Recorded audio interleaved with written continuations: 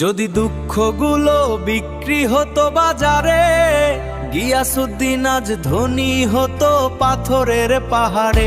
আমার এই বুকের কষ্ট যদি হতো সোনা দানা, এই পৃথিবীর সেরা ধনী আমি ছাড়া কেউ রতো না। আমি হইতাম ধনী আমার চোখের জলের দামে, সবার উপরে থাকতো আমার নাম, আমার নাম।